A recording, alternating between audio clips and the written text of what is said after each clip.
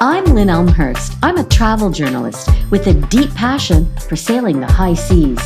My most cherished travel experiences have been by water, the spectacular scenery, fascinating ships, and maritime traditions you can only experience when you cruise.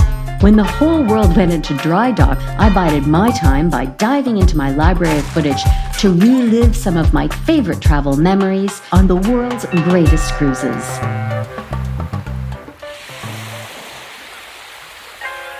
For me, a cruise to Alaska is like a northern maritime safari with snow-capped forested mountains, glaciers, whales, and wildlife. Today on World's Greatest Cruises, we're sailing up the northwest coast of North America, from Vancouver to the port nearest Anchorage, Alaska.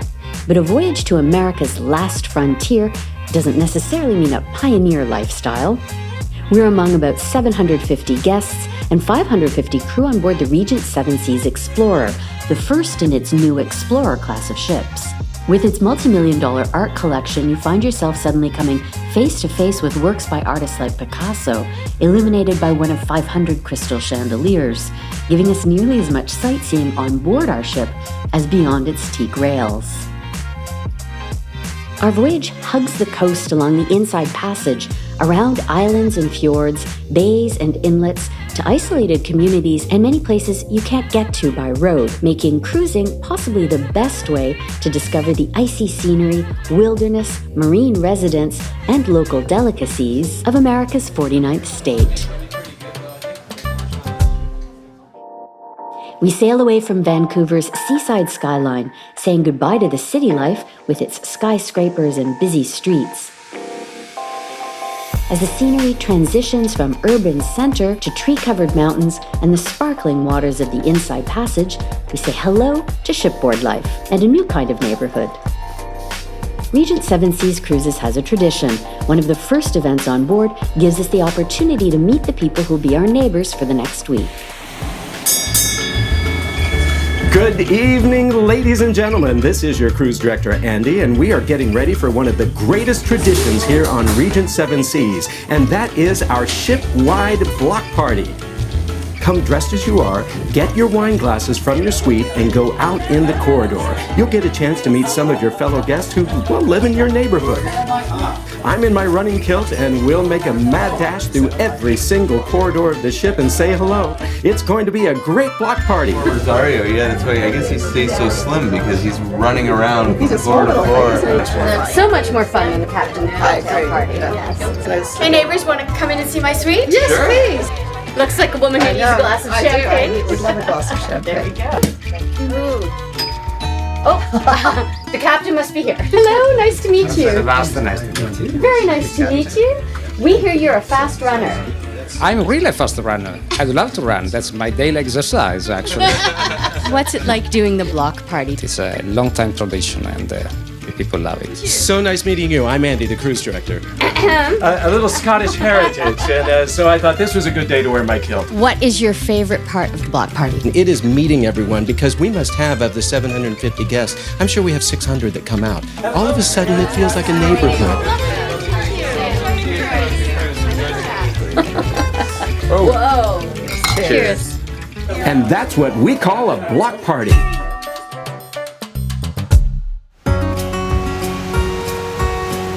Our first port of call, Ketchikan, Alaska. Pulling into dock right downtown, from the top deck of our ship, we may have the very best view over the rooftops of the city. They call Ketchikan Alaska's first city, and it lives up to that name in a couple of ways. This is the beginning of the last frontier. Ketchikan's on an island right at the southern entrance to the Alaskan Inland Passage, making it a natural first port of call now, and historically too. Downtown Ketchikan's a National Historic District, where the past is still very front and center, maybe nowhere more than on Creek Street, where you feel like you entered a time warp into real frontier days. Delicate-looking stilts hold up candy-colored buildings where loggers, miners, and fishermen went, frankly, to behave badly. Ketchikan's also Alaska's first city as the oldest incorporated city still in existence in the state. As remote as Ketchikan seems, it's actually Alaska's second biggest cruise port, and that gives you a sense of the size of some of the communities we'll be visiting. the town quickly disappears into the Emerald Tongass National Forest surrounding it, and surrounding the whole island, of course, is the sea.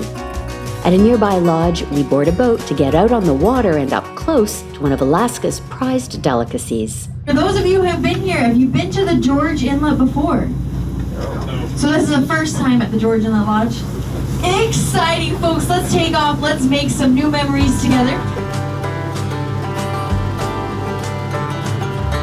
The waters of Alaska are rich with several types of crab. It's a controlled fishery with tens of millions of pounds of these tasty crustaceans are landed every year and sold around the world. Even small-scale, local coastal crab fishing gives us a feel for the thrill of the catch. I know. Now let's grab this big guy out of here, shall we? See if we can get you a female. So you can see the difference here. So I'm going to put the male on the right, female on the left, okay? The way you can tell the difference is males have a narrow triangle belly, females have the dome-shaped belly. I'll fan here. Now some of you may be wondering, are we allowed to keep the females? No, we are not. Any ideas why? They're the most dominant. Exactly, reproduction. Now their legal size limit, does anybody know? 6.5. So yeah, 6.5 inches, lucky number for us, not so lucky for them. What does he measure? 7 inches. If you're scared to hold the crabs, don't worry. This is the easiest and the safest, okay? This is way number 1. When you put him upside down, he literally goes to sleep. That's called tonic immobility. One more time. So, no worries if you're scared. Way number 2 is on display. You'll put your hand in a cup and then stick them right on display. Okay? Way number 3 is the fun way here in Alaska, and that is, of course, by the pinchers. Okay? Now, you hold on the meat of the pinchers there on the side. If you hold on the spines like this, they get really pokey really fast, and then you're just going to want to drop them. So, on this side is the way to do so. But since this is most of our guys' first experience here in Alaska crabbing, we're going to stick them on as a crab hat. Oh. Another great photo opportunity. And if you're feeling real brave, you let go of the pinchers. Oh, he's moving, he's moving. Yeah, you know what? It's all good, it's all good. Nothing like a brisk morning on the water to work up an appetite. Back to dry land and the lodge, where droves of diners come by air, sea, and road to get a taste of the daily catch. Here, the freshest seafood imaginable is just part of daily life. Hey, look at that. Hey, that's really Alaska right there. That's awesome. The lodge outside of Ketchikan is a building with a past. It was once a cannery bunkhouse, moved here to the site of an old gold mine. Now it's a gold mine of local culture and hospitality. Following a crab from underwater pot to cooking pot to your plate is an essential Alaskan experience. Ironically, for such a culinary delicacy, eating crab's legs is the opposite of delicate. The mess is table stakes when it comes to tasting fresh crab from the shell. I think the work makes you feel like you've earned a decadent breakfast. I think it's not even 9 yet. Breakfast But it's certainly 5 o'clock somewhere, I guess. crab and the local beer. Exactly, yeah. So Ryan and I Okay. are challenging each other to see which of us can crack all of our crab first. All right. So we'd like some tips from you to start. Okay. So what you want to do is you're going to grab it right up here at the white base, and separate like that. So if you don't do that, when you don't grab at the base, let's say you grab down here, what's going to happen is you're going to break it right there.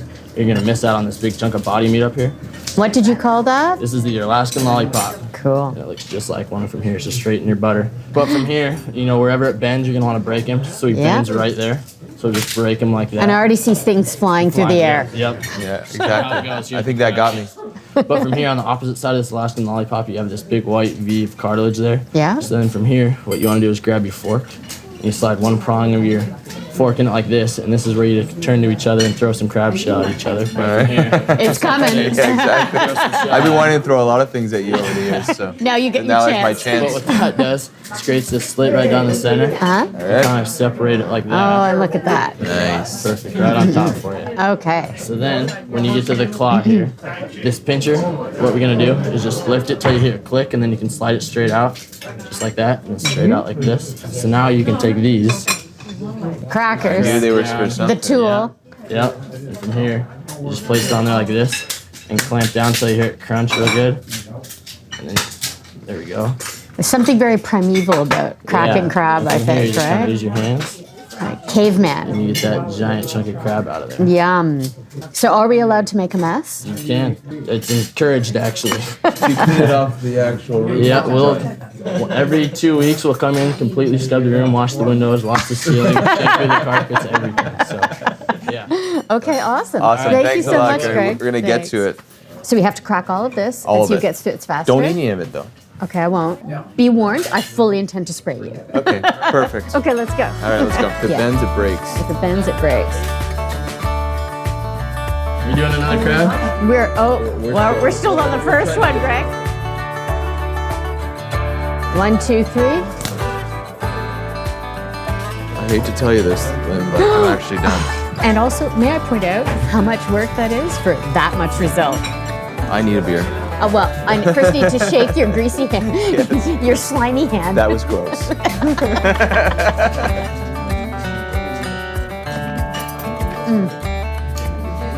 Melt in your mouth. Oh, hello, friend. Look at that.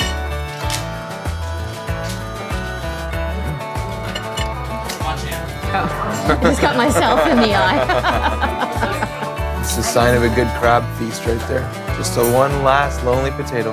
We gotta get going, Lynn. Okay. Honestly, any minute now. Let's go now. Any minute now. Alaska, crabs.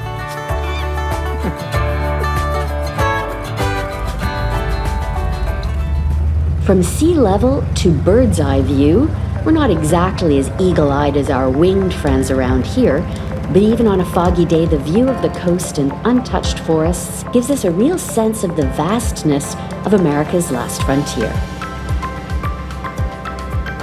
Alaska has 6,500 miles of coastline.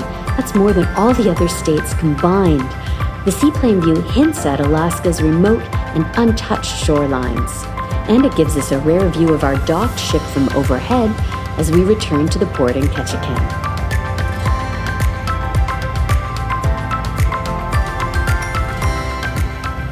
What did you think of that flight? Well, that's a once-in-a-lifetime thing. There's no doubt about that. I mean, just beautiful scenery. We were worried about and the clouds are pretty low today and it was misting, but we were able to see some beautiful scenery and just where the water meets the land and the colors and the richness of the life. And I mean, really once-in-a-lifetime scenery. And the viewpoint from the air is so spectacular. It's a completely different perspective from the ground. Planes, trains, and automobiles. That's Alaska. Alaska's state capital stands on one of the largest wilderness areas in the United States. About midway up the mainland Alaskan panhandle, Juneau covers an area of over 3,000 square miles. Only 14 of those are urban. No wonder Juneau's been a cruise destination for over a century. There's still a cruise greeter today who dates back to that time. This bronze statue on the cruise ship dock is Patsy Ann. She was a deaf bull terrier who arrived in Juneau in 1929, quickly became a beloved town mascot who was somehow still able to detect the whistles of arriving ships and endearingly raced to greet every single one. The town's beloved canine was named official greeter of Juneau in the 30s, and her statue carries on her tradition today. The artist included clippings of dog hair from around the world in Patsy Ann's statue, symbolizing the universal connection between dogs and their humans. Visitors are encouraged to greet her and touch her, and in leaving, carry with you the blessings of friendship through your life's journey. So many times in our ports of call in Alaska, you hear some splashing in a stream flowing down from the mountains and you look down and realize That's salmon thrashing around right at your feet. Salmon, along with crab, of course, really put Alaska on the world's culinary map. So, of course, the next thing that comes to my mind is dinner. A chef on board was on the same page. Today we are cooking the Alaskan redkin salmon, straight from Alaska, with the crab hollandaise and butter potato and butter asparagus. So we will start cooking our dish from the hollandaise sauce. So we need the white wine to make the reduction. We need the shallots. I chop them up, and what we need to do, we need to reduce them until the white wine becomes almost dry. Egg yolk inside of the bowl, and we add the wine inside of the egg yolk.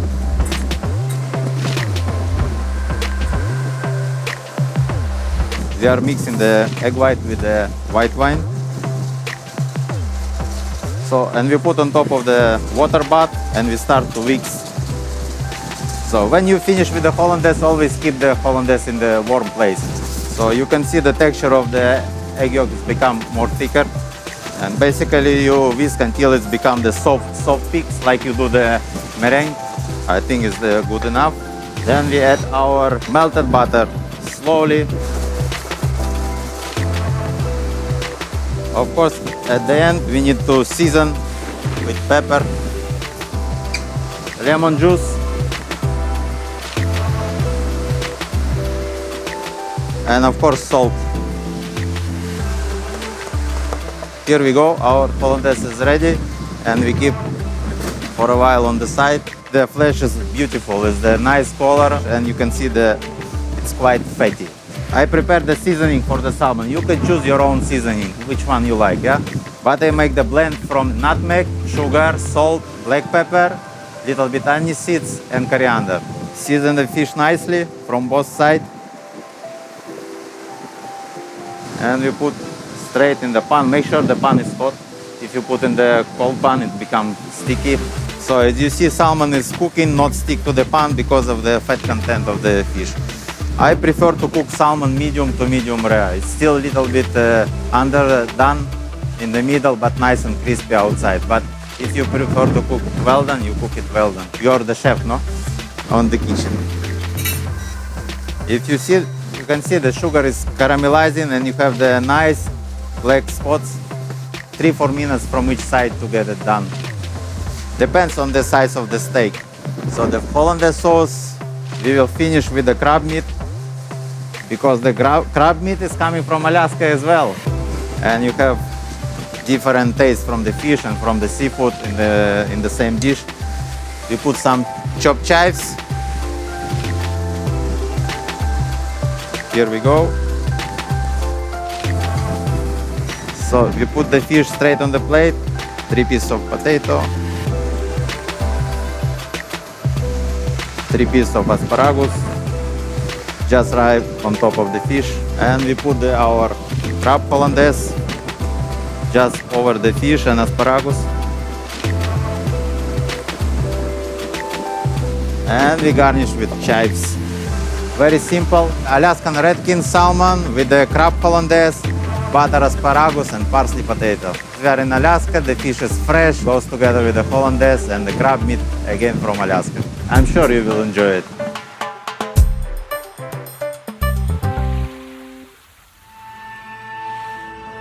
Our last port of call before we exit the inside passage, Sitka.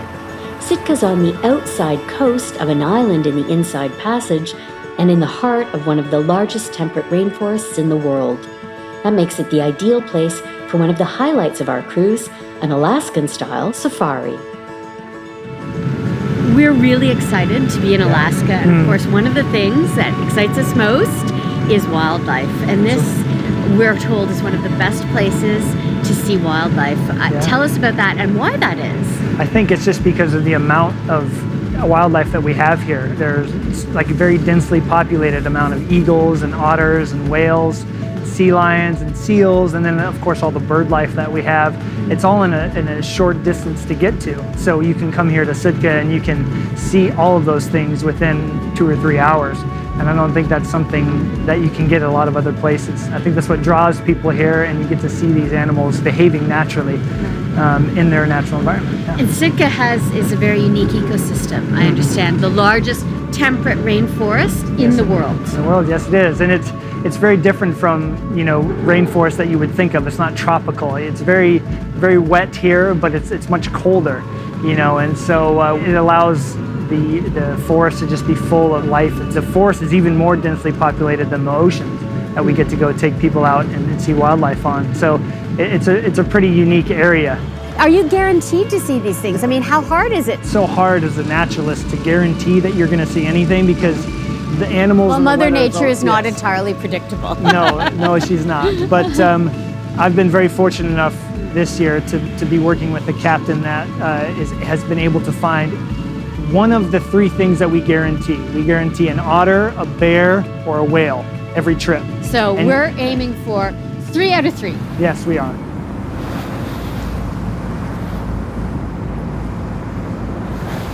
First of all, this island is almost mythical. This doesn't even look real. Yes, it's the St. Lazaria National Wildlife Refuge, and it's a bird sanctuary, so humans are not allowed to step foot on the island. The only people allowed on there are researchers. And because there's so many thousands of birds that live there, we got tufted puffins there, we've got the common murre. And the murre is the one that nests inside the caves? Right, they're inside those caves. Oh, wow, look at that. So these birds, they look like penguins. They're not penguins, they're murres. And the captain's bringing us close to the cave. He said, let me know when the smell is so bad, and I'll back away. The smell is pretty overwhelming, and it's not perfume that we smell. So what are we looking at? Okay, so you're looking at the largest member of the weasel family that has That makes him much less romantic sounding. and it's a really unique creature because it lives in the water its entire life and has no body fat on it. And it's able to float effortlessly thanks to how thick its fur is. They can be up to 6 feet long too. And what's nice is their numbers are over 20,000 here in Southeast Alaska, where they were almost hunted to extinction. I'm not sure a lot of people realize that they're in these sort of groups, these rafts. Yes. That's amazing. So they just all hang out together for safety? Yeah, they will hunt more on their own because they like to steal each other's food. They're quite ruthless when it comes to that. But they do hang out together to keep themselves safe, whereas like if a predator like an orca whale, let's say, or a sea lion or something else might be coming along, or a boat, they will disperse, and once one swims away, they all dive away. Hi.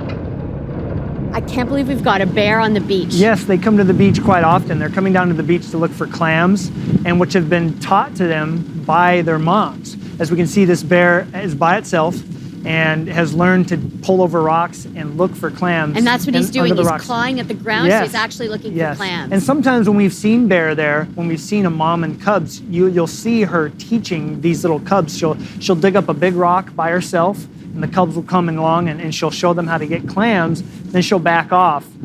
And now this bear that we're looking at, which is a yearling, has come up and learned over time to come and dig the rocks just like its mom taught it how to do. So he's just kind of new on his own. Yes. There he goes.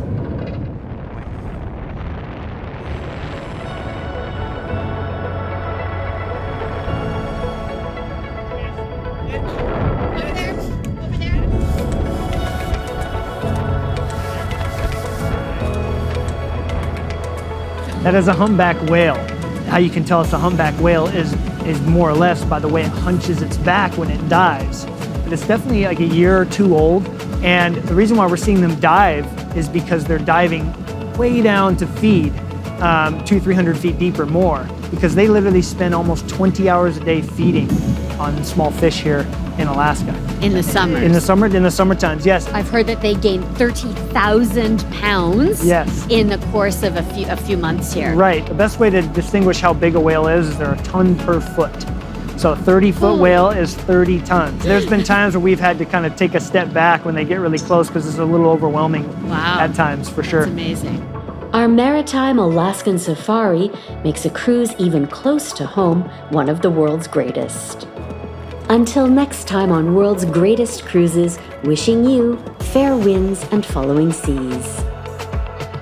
More information about World's Greatest Cruises and the ship and ports of call featured in today's program on our website at www.worldsgreatestcruises.com. Next time on World's Greatest Cruises, we sail to the rhythms of South America, from the tango of Buenos Aires to the sultry samba of Rio de Janeiro. Meeting tastemakers with new takes on local culture. Can you help me find perfect shoes? Of course. Do you like high heels? I do. Yeah. Simple at the front, sexy at the back. Until now, I've only drunk cachaça in caipirinha. Okay, cheers. Oh, that's beautiful.